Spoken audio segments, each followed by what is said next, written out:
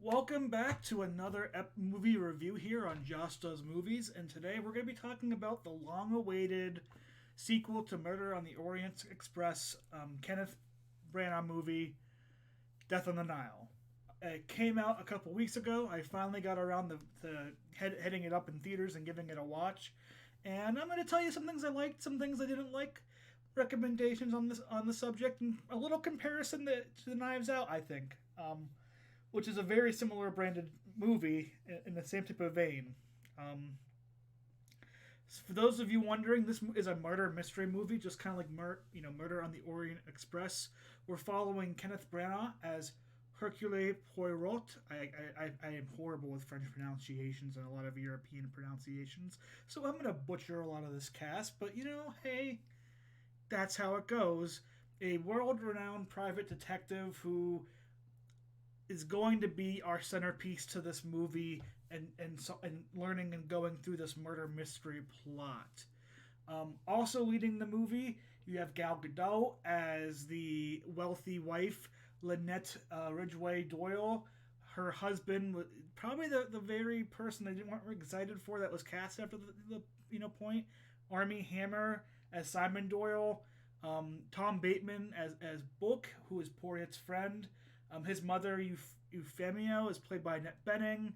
Other big actors that were in this movie, you have Russell Brand as Gal Gadot's character's ex-lover per se. Letitia Wright playing Rosalie Otterburn, a agent per se for one of the musicians on board. Pretty much, in a couple other casts, you have Emma Mackey, some other people that are very, very good actors. But overall, this was a very ensemble piece. And I think there were some parts of this movie that worked very well. There were some parts of this movie that didn't work very well. I'll start with the things that don't work well and move towards the things in by the middle and stuff, the things I really liked. I think first off, the first third, the first act of this movie just goes over way too long. We spend so much time setting up the scenario of how this murder mystery is going to start and introducing characters, and instead of letting the mystery unfold in a way that you can learn their characters and their motivations, it's like we put them all out in the beginning and it's like, okay, cool, I see what their motivations are, stuff like that. But in fact, they actually had Tom Bateman's character Buck tell the detective why each person would be suspect later on. And honestly, I thought was one of the worst things you could put in a movie like this, because I would rather see an experience from the detective's eye during an investigation why they may have motives, instead of it just being told to him in the very beginning of the movie in almost a throwaway line, being like, I see all these people are going to be suspects to a murder that comes, and this is why. Um, and it just took so long before we actually got the murder that causes the death of the Nile to spark in this murder mystery investigation. And I felt that, even though some parts of it were somewhat necessary, I feel as if it could have been told in a much better way. I think instead of having us relive those moments in the beginning, I think we could have had flashbacks that talked about different points and different meanings. I think the movie was trying to be. I know it's based on a very popular book series, but I think as far as a cinematic version of this goes, it was way too worried about tying up all of its knots and making everything feel clean at the ending by hammering it down in the beginning.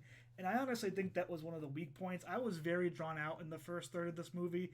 I didn't care about the quirks of the characters and why they might have interest or not interest in a certain individual and what happens when that individual dies. But the movie gave it to us. The second thing I thought about the movie that didn't go well is I think it went for too many twists. I think when you have a murder mystery type movie, you want twists in there and you want people guessing.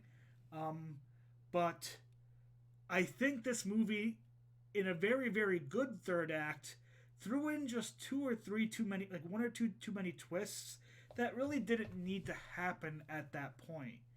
Um, and instead of keeping it simple with a certain mystery that needed to be solved, we had to add in a couple other mysteries that honestly I felt took away from parts of the movie. And again, I think it was it was like their way of trying to just like to describe why they were the beginning of the movie was what it was.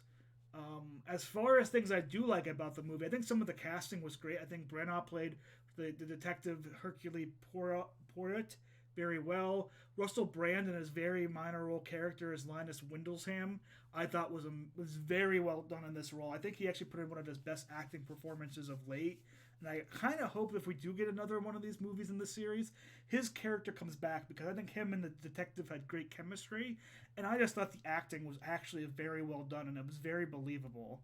Um, I felt Letitia Wright did a very good job in her role as Rosalie Otterborn, but the rest of the cast was somewhat forgettable. I think Gal Gadot was pretty lazy and bad in this movie. She kind of just played herself in a very nonsensical type of way. I didn't really buy into her character, and that was just kind of my personal feeling on the whole, you know, aspect of the movie. I do think once we finally start getting into the whole detective part after the first murder, we get a lot of good, interrogation scenes. We get a lot of good suspense. We get the story moves forward so much better. And I think the third act, especially the final kind of showdown between who will end up being the murderer and who isn't the murderer and stuff like that, really does well. But the movie fumbles so much in the beginning that it really just wasn't too enjoyable for the first half. And even though the third act was very, very, very, very positive and left a really good impact, and it left me really wishing we had that for the full movie, it doesn't get too big of a recommendation for me. If you like going to see films on the side as a little like kind of passion per se, if and you like a good murder mystery, this might be a good movie for you. I don't know if the mystery was too serious. I personally figured out what was going to happen. There was two things that happened in the movie that I won't put in a spoiler section, comment here. But there was something that happened in the movie that was like, okay, if this guy's really the best detective in the world, like they're saying he is, there should be flags written up everywhere about this certain thing. But the movie kind of just glossed over it, and if you don't pay attention enough, I don't think you'll notice it. But that's kind of who I recommend it to. People who really like movies, who want to go see everything. You have like a movie pass or AMC Club Card, or Regal Unlimited like I have, and you're gonna want to just enjoy everything. I think it's a passable movie for passable time, but it doesn't get the biggest recommendation from me. I think it's better than some movies I've seen recently. It wasn't like lazily done and bad in certain ways. I just felt like the first half of the movie we spent too much time trying to play up the characters. I apologize. I just knocked my camera up and down. We spent so much time explaining the characters and what their motivations may be and who they are, blah blah blah this, blah blah blah that. Instead of, we could have just had like I think one of the best things that Knives Out is the murder was like the very beginning of the movie. What happened? The death of the father of the family led that movie off, and everything from that point spun off the movie, and we got to learn characters through the investigations of the detective work. Where this movie, I think you could have done. I'm not trying to say rip off Knives Out or not. It's a genre, but I think you got the best character moments when you were getting these interviews in some way or not. And I would have liked to incorporate some of the maybe flashbacks and things like that during interviews. Yet we might have taken place in the first half of the movie while we're learning and getting these conversations from these characters at the moment. Instead, we got a very rough first half, a very better paced second half with a pretty decent ending, but not as good as I was hoping it would be. I love murder mysteries. I think comparing it to Scream, in fact, we'll go to the movie rankings here for the year. I think Scream did a better murder mystery with their movie in a way, and a much more enjoyable thing.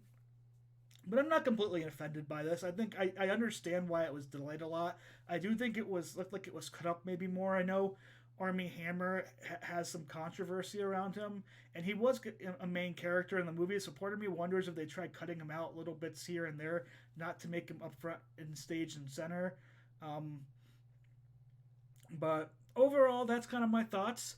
I'm going to pop over here and we're going to bring up the movie rankings really quick for the year. So far in 2022, I've watched 5 movies that came out this year. Belle is still at my top.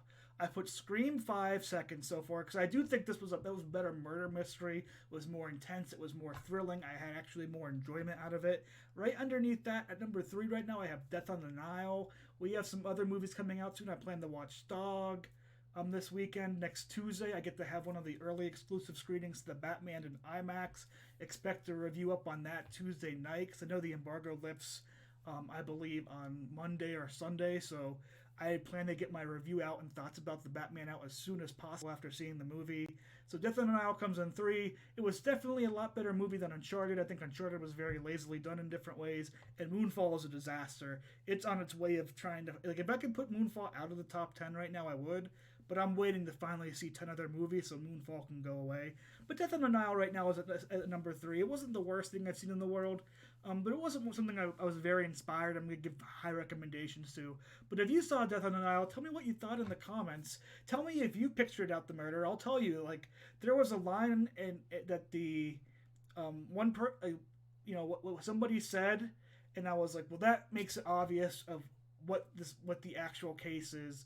Like, again, the detective should have been raising a very big red flag of like, wait, if you said that we're going to go on this boat and this person has now had a pre-planned ticket on this boat and you were getting on the boat to avoid that person, red flag. But it didn't happen in the movie. But like I said, I figured it out pretty early on. Let me know if you figured it out. Let me know if you enjoyed the movie. And if you did, give your thoughts below. Give me a like. Give a subscribe. I'm going to come out with more content here soon. Tell me what movies you want me to go see here soon. Tell me what shows you've been watching. I don't know. I've been looking forward to a lot of stuff coming up here in March. I think we're finally getting back into the box office of things. You know, I'm looking forward to seeing Dog this weekend, putting out a review, and then next Tuesday, the Batman. Until then, I hope you all have a good time. I hope you all enjoy some movies and some shows, and have a great week.